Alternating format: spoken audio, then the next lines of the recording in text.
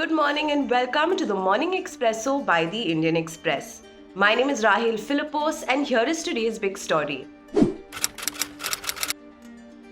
India has extended $1 billion credit facility to Sri Lanka, which is in the midst of a severe economic crisis triggered by a shortage of foreign exchange. The short-term concession loan facility will be provided by the State Bank of India under an agreement between the two governments. With this, Delhi has provided a total financial assistance of $2.4 billion to Sri Lanka since January. Next up are our stories exclusive to the Indian Express. Speaking to former Congress President Rahul Gandhi, one of the dissident G23 leaders, Bhupinder Singh Hooda, passed for a collective and inclusive decision-making model during an hour-long meeting, sources said. It's learnt that when Rahul asked Hooda to meet President Sonia Gandhi, the senior leader responded that Rahul was the Congress president for all practical purposes and he was taking all the decisions. Meanwhile, mounting pressure on the leadership, Manish Tewari, also a key member of the G23 group, told the Indian Express that the Congress is facing an existential crisis. He argued that if the party fails to address the issues facing it and wants to make it business as usual, then I am afraid we are heading towards extinction. Next up are our stories from the front page. In contrast with the Indian government's position at the United Nations, where it has repeatedly abstained on draft resolutions condemning Russia for the war, Indian Judge Justice Dalveer Bhandari voted with 12 other judges at the International Court of Justice, asking Russia to immediately suspend its operations on Ukraine. Arindam Bagchi, spokesperson for the Ministry of External Affairs, said that they are voting in their individual capacities. The Kerala High Court has asked organizations associated with the film industry to take steps to constitute a joint committee to deal with cases of sexual harassment of women in line with the Sexual Harassment of Women at Workplace Prevention, Prohibition and Redressal Act of 2013.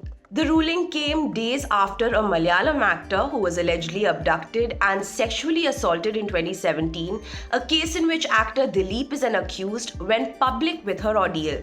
Greater penetration and usage of LPG as a cooking fuel is estimated to have prevented at least 1.5 lakh pollution-related premature deaths in the year 2019 alone, according to the first independent impact assessment of the government's flagship Ujjwala program. The study notes that the scheme also helped in avoiding at least 1.8 million tons of PM 2.5 emissions in that year. Next up are our must-read stories from today's edition. It's the first hospital in Delhi to be fully converted to a COVID facility. It's also Delhi's largest COVID care facility. But on Thursday, for the first time since the first COVID case was reported in the national capital in March 2020, the COVID wards at Nayak Hospital were empty. While everyone at the hospital has their fingers crossed and their eyes on the dashboard for tomorrow and beyond, for today at least, zero was a reason for quiet celebration. A small girl has defeated the big guys. This was the common cheer among jubilant AAP supporters on March 10th when 27-year-old Narinder Kaur Bharaj managed to defeat Congress heavyweight and Cabinet Minister Vijay Inder Singla by a margin of 36,430 votes.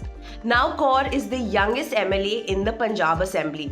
Bharat says she's rarely intimidated by the might of her challengers as she toiled it out, her scooter a faithful companion all through her campaign days.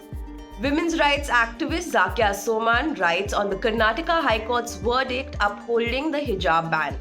You can read her opinion on the IndianExpress.com website. On Wednesday, the US Federal Reserve decided to hike the benchmark interest rate for the first time since 2018 to rein in rising inflation in the world's largest economy. Equity markets worldwide, including in India, which generally react negatively to rate hikes in the US, jumped sharply on Thursday as the US Fed said economic activity and employment have strengthened. The markets are also drawing comfort from indications about a possible truce between Russia and Ukraine. We explain the Fed's decision.